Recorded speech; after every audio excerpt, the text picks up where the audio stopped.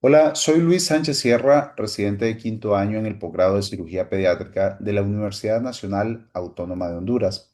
El día de hoy tenemos la oportunidad pues, de estar compartiendo en el primer curso iberoamericano de cirugía pediátrica y vamos a platicar un poco sobre varicocele en el niño y en el adolescente, considerando que sigue siendo un tema de controversia en algunos de los aspectos que vamos a ir discutiendo a lo largo de la plática.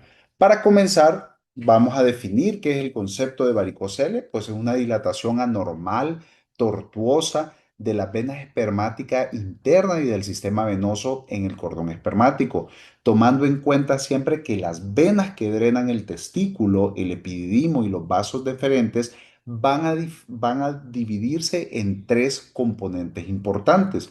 Un componente anterior, un componente medio y un componente posterior. El componente anterior pues va a involucrar la vena espermática y el plexo pampiniforme. El componente medio va a involucrar las venas funiculares y del conducto deferente.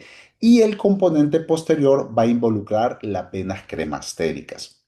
Siguiendo esta misma línea de ideas, pues vamos a considerar siempre de gran importancia la epidemiología de esta condición, donde tenemos claro que en los niños menores de 10 años la prevalencia es muy baja, pero en los niños mayores de 10 años esta prevalencia puede tener rangos incluso de un 10 hasta un 15%. Hay algunos autores que dicen que puede tener rangos de hasta un 20%, que coincide y que se mantiene con la prevalencia del varicocele en la edad adulta. Como pueden ver en pantalla, estos son algunos rangos de porcentajes de prevalencia que se dan en los diferentes grupos etarios en algunas revisiones más actualizadas del tema. También hay otros factores muy importantes que juegan un papel, como por ejemplo la genética. Ya se ha demostrado que el 67% de hijos van a manifestarse esta patología de padres afectados. Con respecto a las manifestaciones clínicas de la enfermedad, el 90% de los casos van a ser del lado izquierdo, un 10% de los casos va a ser bilateral y menos del 5% va a ser del lado derecho como manifestación unilateral. Pero que es bien importante considerar que cuando tengamos esta manifestación de varicocele unilateral derecho, tenemos que ahondar un poco más con estudios de imágenes, como por ejemplo ultrasonido abdominal total, ultrasonido renal y de vía urinaria, para poder confirmar o descartar la presencia de algún tumor o alguna masa que nos esté comprimiendo o comprometiendo el retorno venoso de la vena espermática y eso pues manifestarse como un varicocele unilateral. Con respecto a la fisiopatología, va íntimamente relacionada junto con la anatomía de la vena espermática. Debemos de considerar siempre la gran diferencia que existe entre la vena espermática izquierda y la derecha, pues tenemos claro que el plexo pampiniforme drena hacia la vena espermática o vena testicular. Del lado derecho, la vena espermática va a ir a drenar directamente a la vena renal izquierda. En esta y en el lado derecho, la vena espermática drena directamente en la vena cava inferior. Esta diferencia en la anatomía representa un punto muy importante con respecto a que la vena espermática izquierda forma un ángulo de 90 grados con respecto a la vena renal ipsilateral, lo que condiciona estos puntos importantes. Número uno, de la vena espermática izquierda va a ser más vertical. Número dos, tiene una trayectoria más larga que su contralateral y condiciona también tener presiones hidrostáticas mucho más altas en la vena espermática izquierda en comparación con la vena espermática del lado derecho.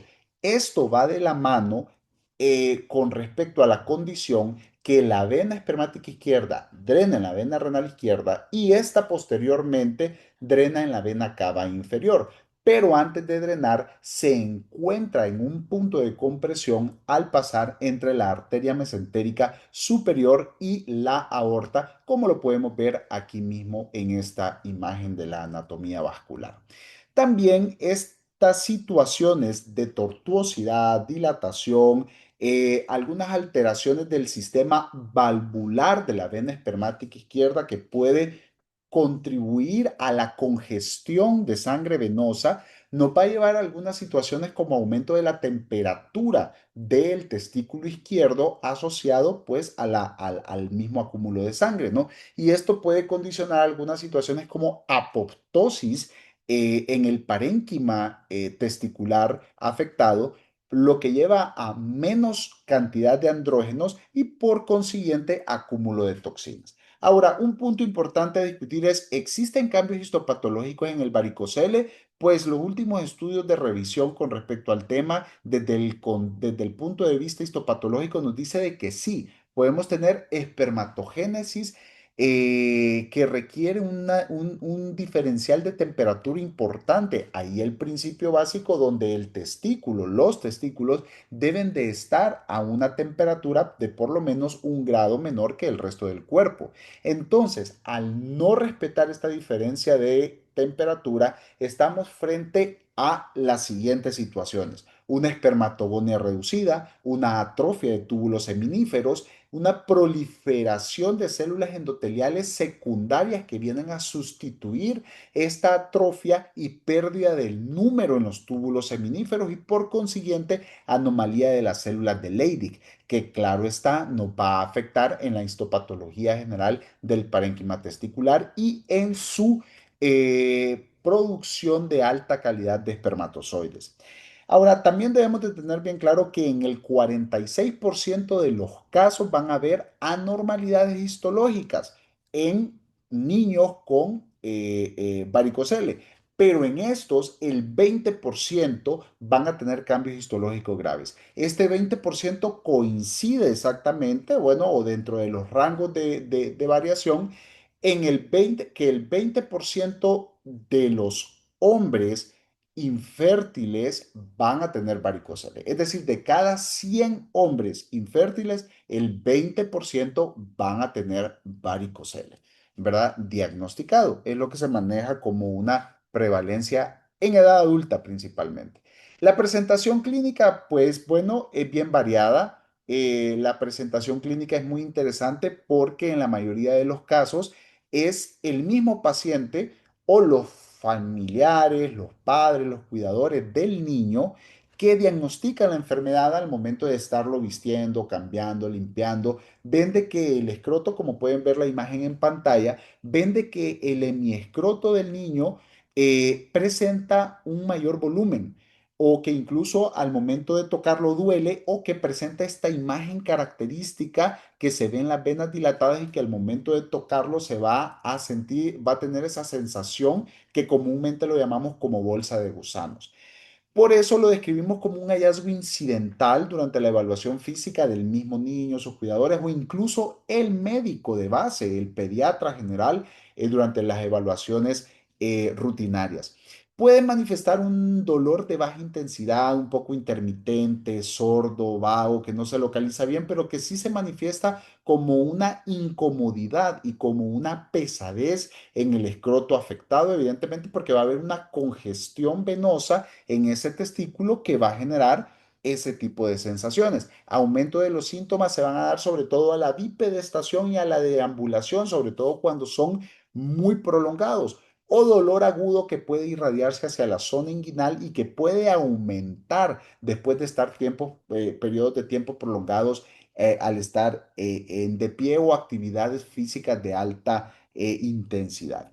Al momento de hacer nuestra evaluación clínica debemos de considerar muchos aspectos en general, como por ejemplo que el niño se encuentre o que el adolescente se encuentre en condiciones de confianza, con un ambiente seguro, rodeado de sus cuidadores, de sus padres, ¿verdad?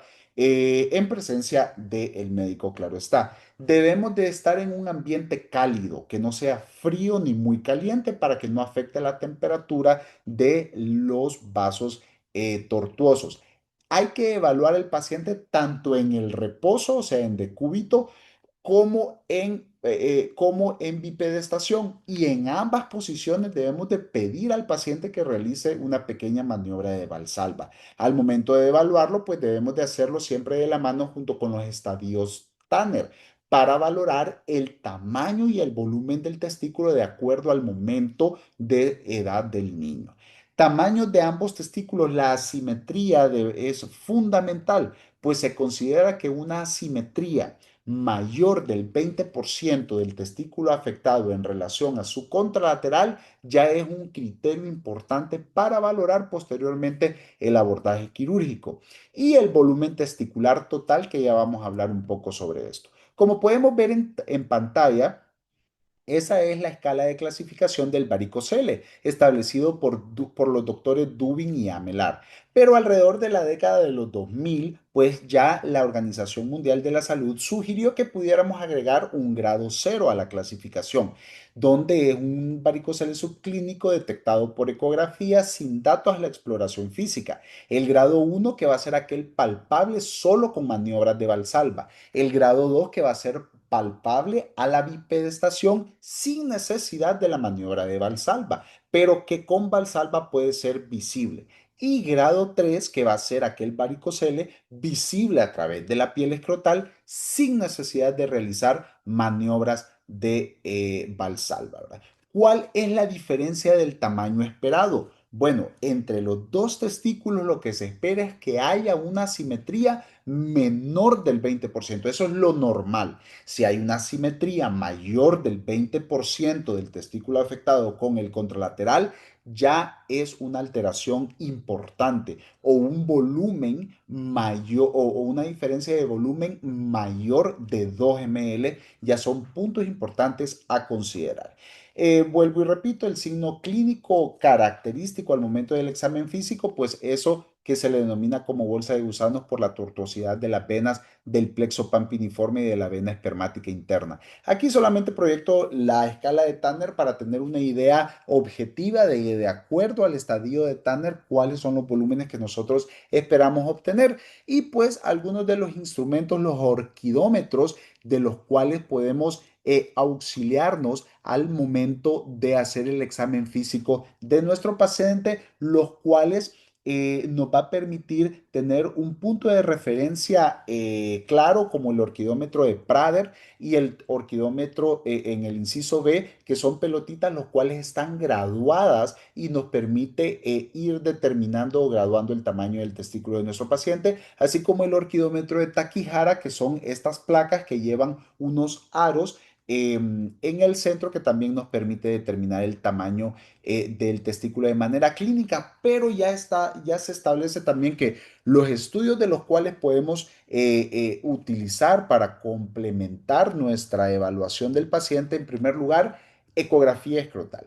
La ecografía escrotal es importante para la determinación del tamaño. De hecho, es mucho más fidedigno y objetivo determinar el tamaño testicular por medio de una ecografía escrotal que por medio de los orquidómetros que acabo de mencionar. El volumen testicular, que lo vamos a calcular por medio de esta fórmula, el valor del alto del testículo en centímetros por el ancho en centímetros, por la profundidad en centímetros, por un valor establecido que es 0,71 y esto nos va a dar el volumen en ml. Una variante, pues, la ecografía escrotal Doppler color, también nos podemos valer de este estudio para determinar que algunos varicoceles asintomáticos, por ejemplo, porque vamos a poder ver un poco de congestión venosa y aumento de los vasos sanguíneos por arriba de 2 milímetros. Ya sería un punto importante, un punto ecográfico importante a considerar y otros puntos un poco más profundos, como por ejemplo determinar el grado de perfusión del parénquima testicular que tiene nuestro paciente. En el caso de los varicoceles del lado derecho unilaterales grado 2 o 3, es bien importante considerar que aquí va a ser necesario, como mencionaba anteriormente, hacer un ultrasonido abdominal total o un ultrasonido renal o de vías urinarias, o incluso podemos auxiliarnos de tomografía computarizada abdominal. Ya lo mencionan algunos autores que escriben sobre este tema, que podemos auxiliarnos de este estudio de imagen para determinar si existe alguna masa abdominal que pueda estarnos condicionando esta patología.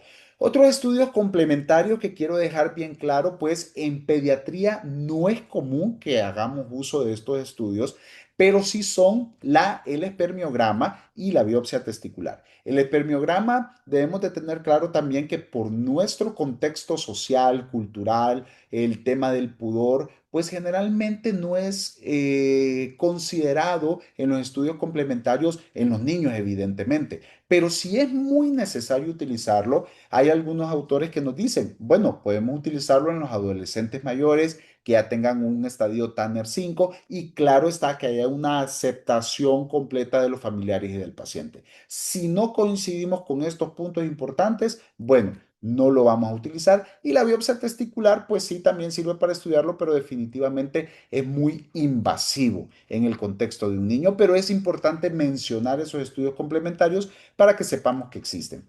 Diagnósticos diferenciales, como podemos ver en pantalla, el hidrocele, ¿verdad? El espermatocele, la hernia inguinal, masas testiculares, quistes de cordón espermático y los lipomas escrotales. Todos estos son los diagnósticos diferenciales más importantes que debemos de tener en mente y en nuestro abanico de posibilidades diagnósticas cuando estemos frente a una sospecha de varicocele. ¿Cuáles pacientes podemos vigilar? Pues bueno, la mayoría de los pacientes pediátricos podemos vigilarlos bajo esta condición, pero hay que considerar puntos importantes como paciente con asimetría testicular menor del 20% en relación a su contralateral o menos de 2 ml en relación al volumen contralateral. Evaluación física cada 6 meses de manera activa y continua. Vigilancia hasta final de la pubertad cuando se convierte en adulto y ecografías, controles a discreción del médico tratante. ¿Cuáles pacientes debemos de considerar ya un criterio quirúrgico? Varicocele más un testículo hipotrófico, que ya hablamos un poco sobre estos criterios, pero sobre todo que estos valores se mantengan después de 2 evaluaciones continuas, por lo menos con 6 meses de diferencia uno de otro, que esto nos va a estar dando un tiempo de evaluación más o menos de un año. Dolor independientemente del grado del varicocele. Se va a dar de 2 a un 10% de la presencia de dolor en los pacientes. Condición testicular adicional que nos va a afectar la fertilidad. Varicocele bilateral palpable, anomalías en la calidad de los espermatozoides, que evidentemente solo lo vamos a poder determinar por medio de un espermiograma, pero ya hablamos un poco sobre esto con respecto a las edades pediátricas. Aquel varicocele que condicione problemas físicos, o sea, que limite la actividad física del paciente, problemas psicológicos o estéticos que tengan un impacto muy importante en el desarrollo del paciente, secundarios pues al tamaño del escroto provocado por el varicocele o un volumen testicular total reducido de acuerdo a los estadios Tanner. Hay otros criterios que es importante mencionarlos para saber de su existencia y que se menciona por algunos autores como ser una respuesta alterada frente de la LH y de la FSH frente a la estimulación de la hormona liberadora de gonadotropinas y ansiedad del padre y del paciente como tal. Con respecto al tratamiento quirúrgico, pues bueno, ya para ir terminando y mencionar estos puntos importantes, aquí se basa en dos criterios importantes. Uno es la ligadura u oclusión de la vena espermática interna, pero ¿cómo podemos lograrlo? Por medio de una oclusión venosa. Por medio de una ligadura quirúrgica que puede ser por abordaje abierto o laparoscópico, por medio de una ligadura alta que ya fue descrito por Palomo ya aproximadamente hace 70 años. Un abordaje inguinal, como es la técnica de Ivanisevic, que muy conocida también, y un abordaje subinguinal, como es el de Marmar, que nos proporciona algunas ventajas interesantes que vamos a mencionar de manera puntual. La oclusión venosa puede ser por medio de una embolización o escleroterapia. Bueno, tenemos claro de que las indicaciones es sobre todo cuando hay una recurrencia después de una intervención previa, pero también puede utilizarse como un tratamiento de primera mano. Con respecto a la oclusión venosa, pues ya sabemos que este es un tratamiento donde vamos a considerar muchos factores, la posición del paciente, que tengamos todos los dispositivos adecuados para poder hacer el abordaje percutáneo por medio de la técnica de Seldinger, donde nos vamos donde vamos a comenzar haciéndolo por diferentes abordajes. Pues está descrito hacerlo por medio de la vena braquial derecha, por medio de la vena yugular interna o por medio de la femoral derecha. Todo depende también del lado afectado, ¿verdad? Entonces, ¿qué es lo que vamos a hacer? Podemos hacer una oclusión de la vena espermática interna izquierda o derecha, dependiendo, sobre todo por embolización por medio de coils, que son dispositivos pequeños en forma de un espiral que pueden ser de titanium o de acero inoxidable, o escleroterapia por medio del uso de diferentes tipos de soluciones. Tiene grandes ventajas este tipo de tratamiento, por ejemplo, una recurrencia que oscila entre el 0 y el 3% aproximadamente y que tiene muy bajas tasas de efectos secundarios. Aquí tenemos una imagen ya en fluoroscopía, donde podemos ver claramente que se dibuja toda la vena espermática y posteriormente ya una vez embolizado por medio del uso de un coil, como podemos ver en pantalla, ¿verdad? Y pues que la manifestación por medio del uso de la escleroterapia es muy similar como podemos ver en esta imagen. También tenemos que tener claro que lo que acabamos de ver es la escleroterapia retrógrada. También podemos utilizar un poco de la escleroterapia anterógrada, pero esto ya va a requerir que hagamos un tipo de incisión escrotal superior, como podemos ver en esta imagen del inciso A, donde vamos a hacer una incisión en la fascia espermática externa. Posteriormente vamos a buscar el plexo pampiniforme y posteriormente vamos a ir a encontrar lo que es la vena espermática interna. Esta debemos de hacer una pequeña incisión, posteriormente canalizarla y posteriormente instilar la solución esclerosante, utilizar un brazo C para utilizar fluoroscopía y poder ver cómo pinta toda la arteria espermática interna del lado afectado y posteriormente pues hacer nuestra escleroterapia, ¿verdad? Otros abordajes quirúrgicos es la varicocelectomía subinguinal. En este caso, la varicocelectomía subinguinal pues nos permite algunas ventajas. Lo vamos a hacer por medio de una incisión inguinal de 2 a 3 centímetros de longitud. Vamos a identificar el anillo inguinal superficial y el cordón espermático. Este cordón espermático tenemos que exponerlo, tenemos que disecar pues las estructuras vasculares venosas, arteriales. Y el conducto deferente, claro está, vamos a abrir la fascia espermática externa para poder identificar estas estructuras que acabo de mencionar. Sobre todo para poder evitar efectos secundarios como por ejemplo ligadura no deseada de la arteria espermática. Aquí debemos de identificar claramente la vena espermática y algunos vasos del plexo pampiniforme que estén muy dilatados o que tengan un tamaño mayor de 2 milímetros y que pues tengamos que ligarlos y seccionarlos. También algo muy importante de este abordaje es que nos permite hacer microcirugía. Cuando hacemos el abordaje abierto nos podemos apoyar del uso de algunas lupas que tienen aumentos de 2,5 o de 3,5, pero la microcirugía nos permite tener aumentos de 6x, incluso hasta de 10x, que es lo adecuado. Esto disminuye claramente las tasas de efectos secundarios como hidrocele, secundario a ligadura desapercibida de los vasos linfáticos que van a condicionar posteriormente un hidrocele y nos permite identificar de manera más precisa pues la vena espermática y la arteria espermática como tal. La varicocelectomía inguinal, pues este enfoque permite el manejo de las venas espermáticas internas donde se desprende de las estructuras del cordón a nivel del anillo inguinal interno y también tenemos el abordaje laparoscópica que tiene muchas características beneficiosas, sobre todo pues la parte estética, la recuperación postoperatoria.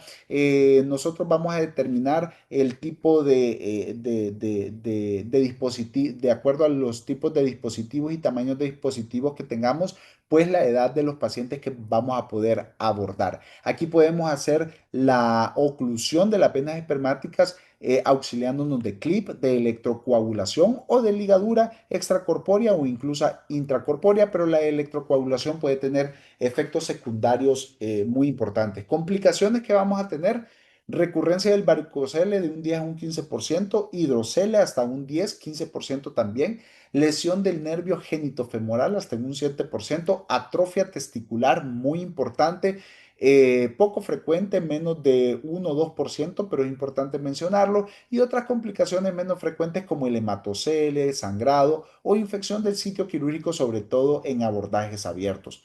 debemos de tener claros puntos de controversia relacionados con este tema. Es la edad de la intervención, que va de la mano junto con todos los criterios quirúrgicos que acabo de mencionar. El varicocele y la infertilidad, bueno, ya está descrito que de 100 hombres infértiles, 20 de ellos van a tener varicocele.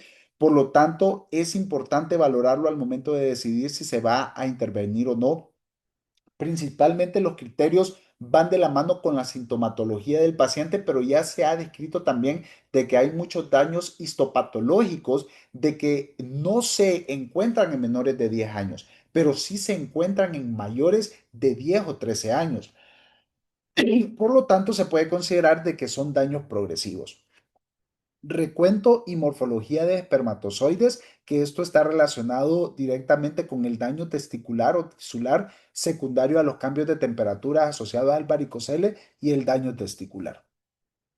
Y esta pues la bibliografía que podemos visitar en relación al tema. Muchas gracias.